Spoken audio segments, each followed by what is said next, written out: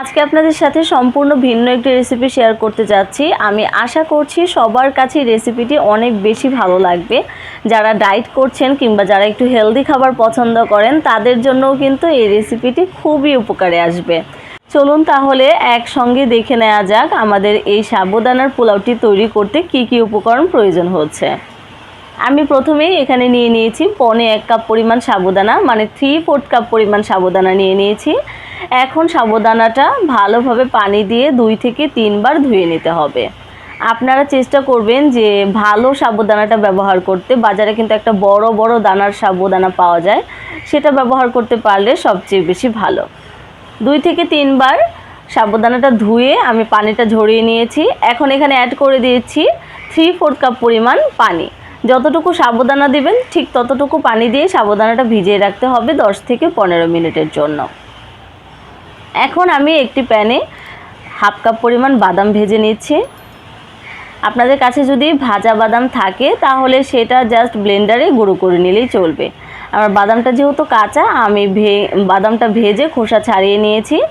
এখন ব্লেন্ডারে ব্লেন্ড করে নেব। আমি চেয়েছিলাম বাদামটা একটু আধ ভাঙা করব, যেন একটু আস্তে আস্তে থাকে, কিন্তু ব্লেন্ড করতে গিয়ে একদম পাউডারের মতো হয়ে গিয়েছে। করার কিছু নেই, যাই হোক আপনারা কিন্তু আধ ভাঙা করবেন।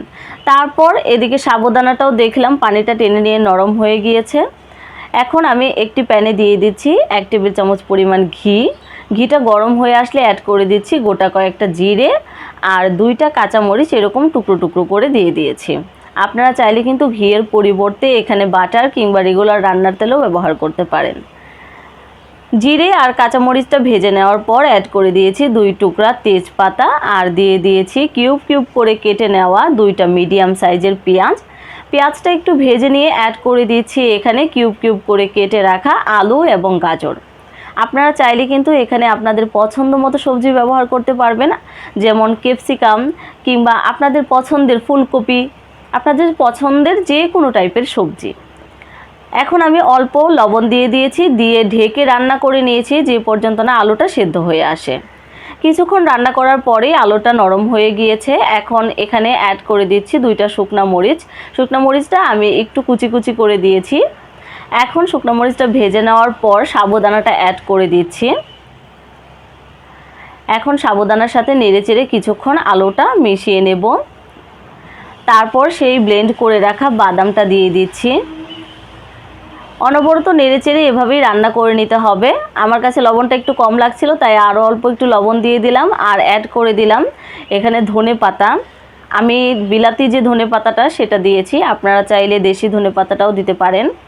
নামানোর আগে অর্ধেকটা লেবু এভাবে চেপে দিয়ে দিচ্ছি, এতে করে খুব সুন্দর একটা ফ্লেভার আসবে। দেখুন খুব সুন্দরভাবে অল্প সময়েই তৈরি হয়ে গেল আমাদের সাবুদানার পোলাও। আর এই পোলাওটাকে আরও অনেক বেশি ঝরঝরে করার জন্য আপনাদের খুব ভালো ব্র্যান্ডের একটা সাবুদানা ব্যবহার করতে হবে। বাজারে দেখবেন খুব মোটা দানার একটা সাবুদানা আছে, সেটা নিলে সবচেয়ে বেশি ভালো হয়। আমার সাবুদানাটা ঘরে অনেক দিন ধরে ছিল আর খুবই চিকন দানার, সেই জন্য কিন্তু অনেকটা দলা পাকিয়ে গিয়েছে। আপনারা কিন্তু মোটা দানার সাবুদানা ব্যবহার করলে এরকম দলা পাকিয়ে যাবে না। সবাই ভালো থাকবে।